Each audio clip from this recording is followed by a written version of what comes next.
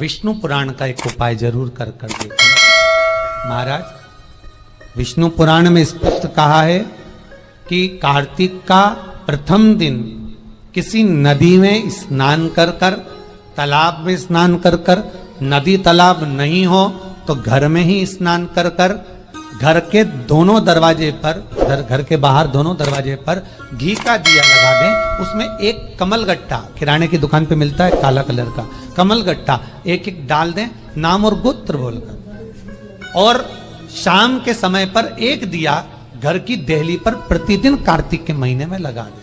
महाराज, विष्णु पुराण का उपाय। अगर ज्यादा तकलीफ है, बहुत कष्ट है, बहुत ज्यादा कष्ट के व्यापार चल ही नहीं रहा, कर्जे में लतालूम हो गए, यहां तक गति हो गई कि मरने तक की सोच लिया, तो वो कार्तिक के महीने में करें, उसका प्रयोग अवश्य करें, सुख समृद्धि के, लक्ष्मी वैभव के। निर्धारित करना कि हम कार्तिक के जो 7 नियम है, कार्तिक के महीने के जो 7 नियम बताए गए हैं, कम से कम हम 7 नियम में से एक नियम ऐसा पकड़ें जिससे हमारा जीवन सार्थक हो जाए।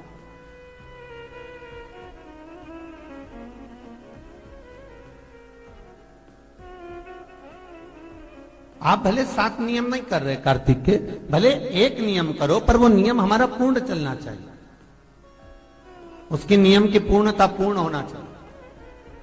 आपको कहा था कार्तिक के 7 नियम हैं, उसमें पहला दीपदान, दूसरा तुलसी पूजन, तीसरा भूमि पर शयन, चौथा शरीर पर तेल नहीं लगाना, पांचवा सुंदर दलहन की चीजों का त्याग करना, और छठा ब्रह्मचार्य व्रत का पालन करना, और सातवां अपने जीवन में कार्तिक के महीने में चाहे वाणी का संयम हो, चाहे भोजन का संयम हो, चाहे शब्दों का संयम हो, चाहे दृष्टि का संयम हो, चाहे इंद्रियों का संयम हो, वो संयम रखें।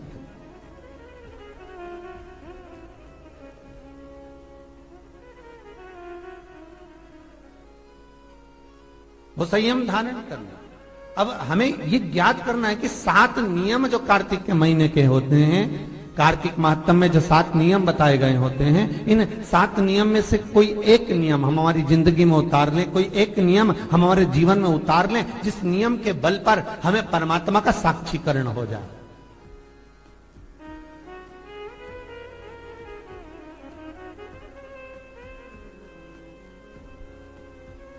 कोई एक नियम। अगर आप दीप दान कर रहे हो कार्तिक के महीने में, प्रतिदिन आपने 1 महीना तक दीप दान करा महाराज, तो ये भी आपका एक नियम है।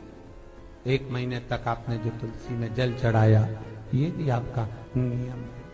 आपने अगर वाणी पर संयम रखा है, ये भी आपका महाराज। एक बहुत सुंदर बात कार्तिक के माध्यम से लीजिएगा अपने जीवन में उतारने के। कार्तिक के महीने का 7वां नियम याद रखना, संयम।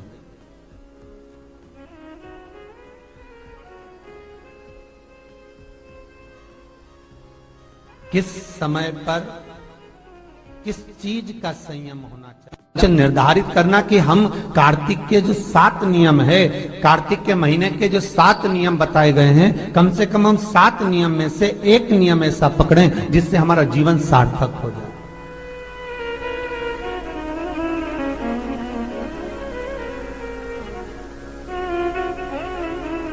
आप भले 7 नियम नहीं कर रहे कार्तिक के, भले एक नियम करो, पर वो नियम हमारा पूर्ण चलना चाहिए, उसकी नियम की पूर्णता पूर्ण होना चाहिए।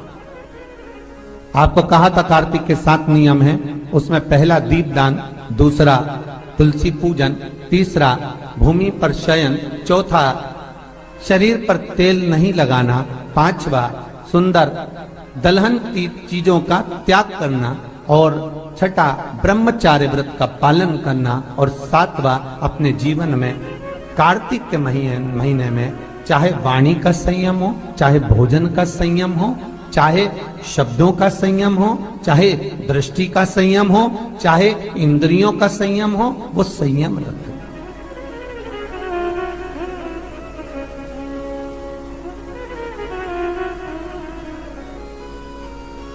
वो संयम धारण करना। अब हमें ये ज्ञात करना है कि 7 नियम जो कार्तिक के महीने के होते हैं, कार्तिक माहत्म में जो 7 नियम बताए गए होते हैं, इन 7 नियम में से कोई एक नियम हम हमारी जिंदगी में उतार लें, कोई एक नियम हम हमारे जीवन में उतार लें, जिस नियम के बल पर हमें परमात्मा का साक्षीकरण हो जाए।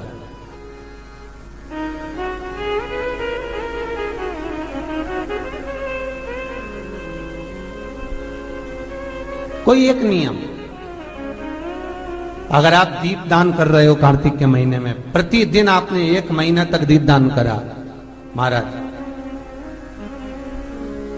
तो ये भी आपका एक नियम है। 1 महीने तक आपने जो तुलसी में जल चढ़ाया, ये भी आपका नियम है। आपने अगर वाणी पर संयम रखा है, ये भी आपका है। महाराज एक बहुत सुंदर बात कार्तिक के माध्यम से लीजिएगा अपने जीवन में उतारने के लिए। कार्तिक के महीने का 7वां नियम याद रखना, संयम।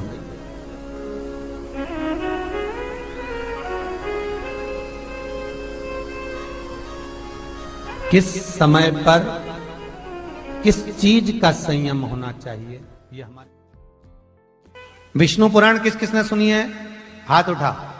विष्णु पुराण का 5वां अंश कार्तिक खंड वर्णन करता है, या स्कंद पुराण का कार्तिक खंड को उठा लीजिए, वो वर्णन करता है 24 तरह के दिए होते हैं।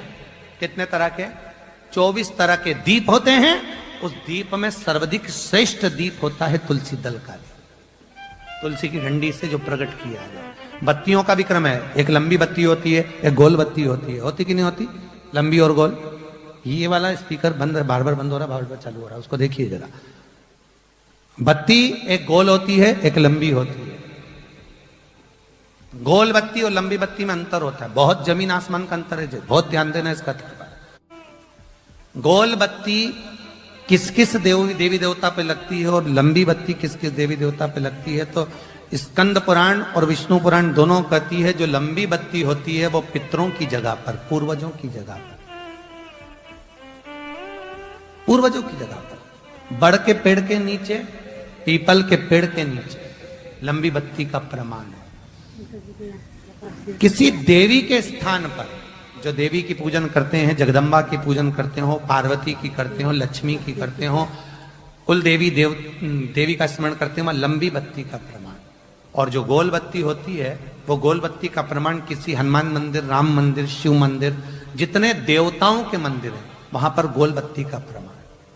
लंबी बत्ती देवी के स्थान पर इसलिए जलाई जाती है क्योंकि देवी वंश की और लक्ष्मी की वृद्धि करती है, तो लक्ष्मी और वंश बड़ा होना चाहिए, लंबा होना चाहिए।